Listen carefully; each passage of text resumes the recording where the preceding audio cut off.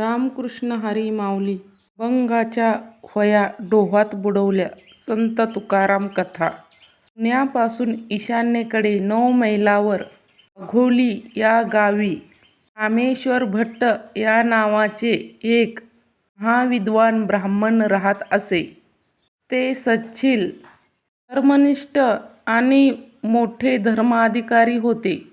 बाबाजीने तुकारामाविरुद्ध स्वतःला काहीच इलाज करता येत नव्हता म्हणून त्याच्या संबंधीची आगळीक रामेश्वर भट्टापर्यंत पोचवली. रामेश्वर भट्टांनी आपले वजन खर्च करून पाटलाकवरी तुकारामाने देहू गावी सोडून जाण्यास हुकूम त्याच्यावर बजावण्याची व्यवस्था केली. त्या हुकुमाने तुकाराम महाराज अतिशय खिन्न झाले. ते म्हणाले, काय खावे आत्ता, कोणीकडे जावे, गावात राहावे कवण्यापरी. गोपला पाटील गावातले लोक आता मज भीक कोण घाली.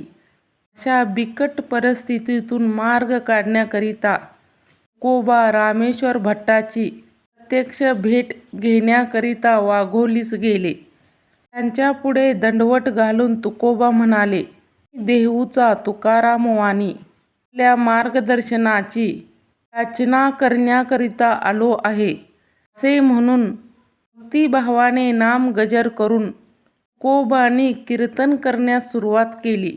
मूर्तिदेवता त्यांना तत्काळ प्रसन्न झाली आणि त्यांच्या मुखातून रसाळ प्रासादिक अभंगवाणी अखंडपणे स्त्रवू लागली.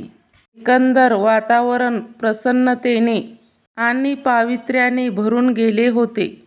रसाळ कीर्तन ऐकता ऐकता रामेश्वर भट्टाच्या चित्ताची चलबिचल झाली. स्वतःला म्हणजे स्वतःच्या मोठेपणाला सावरून घेऊन ते म्हणाले, तुझ्या अभंगात श्रुतीचा अर्थ उमटतो, तुला श्रुत्यार्थ बोलण्याचा अधिकार नाही. तुकोबा विनवून म्हणाले, मी कच्चित पामर, या पामराने काय बोलावे. पांडुरंगाने आज्ञा केल्यावरून मी हे कवित्व करीत आलो. म्हणून मी नम्रपणे विनवतो की मी कोण बोलणार. बोलविता धनी वेगळाची, खरोखर त्या विश्वभरे बोलविले. रामेश्वर भट्टाच्या अंगी त्याचा अधिकार जागा झाला आणि अधिकाराच्या जोरावर त्याने फर्माविले, आजपासून तू कवित्व करू नकोस. आपली आज्ञा शिरसावद्य मान्य करतो, पण आजवर केलेल्या अभंगाचे काय करू. उद्विष्ट होऊन रामेश्वर भट्ट उद्गारले, इंद्रायणीत बुडवून टाक. तुकोबांना वाईट वाटले. ते खिन्न झाले. करणार काय. आज्ञा मानली पाहिजे. शब्द दिला आहे. देहूला परत आल्यानंतर अभंगाच्या सर्व वह्या त्यांनी एकत्र केल्या. व वर जड दगड घालून गाठोडे तयार केले. चालले नदीवर बोचके घेऊन. वाटेत अनेकांनी त्यांना ते न बुडवण्याबद्दल विनवले, पण तसेच पुढे चालले. इंद्रायणी डोहाजवळ येताच ते सारे अभंग डोक्यावर घेऊन डोहात शिरले. डोळ्यातून अश्रुधारा वाहत होत्या. जीव व्याकुळ झाला. शेवटी त्यांनी मन घट्ट केले.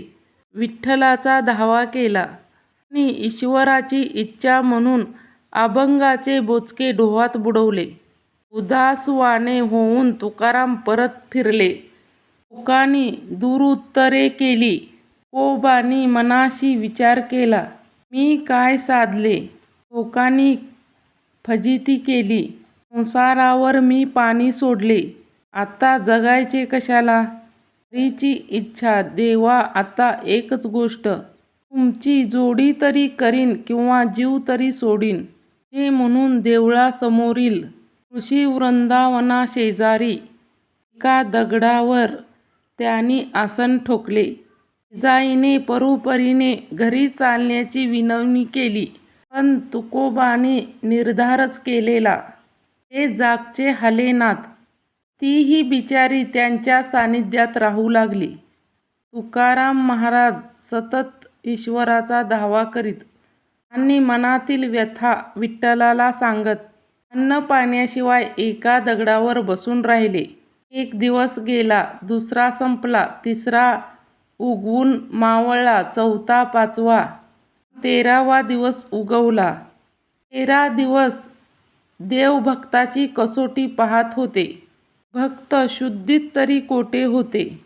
व्याकुळ होऊन ईश्वराचा धावा चालू होता. शेवटी ब्रह्मानंदात गुंग. 13 दिवस अन्न पाणी नाही, हालचालही नाही. दुष्टांनी विचार केला, तुकाराम आता बहुतेक संपला. काही वाईट झाले नाही. दृष्ट कळवळले, अरे देवाहूनही थोर वस्तुत कोणालाच काही कळले नाही.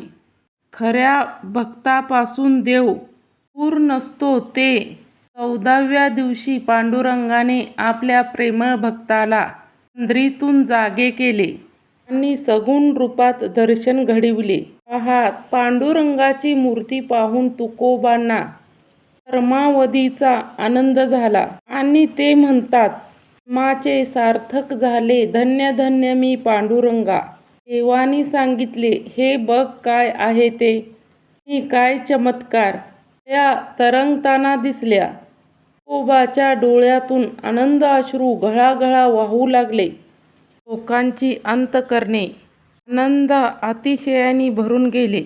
चारचौघांनी तत्काळ पाण्यात उड्या टाकून अभंगाचा ठेवा पाण्याबाहेर काढला. कोरड्याच्या कोरड्या भक्तमंडळीचा आनंद गगनात मावेना.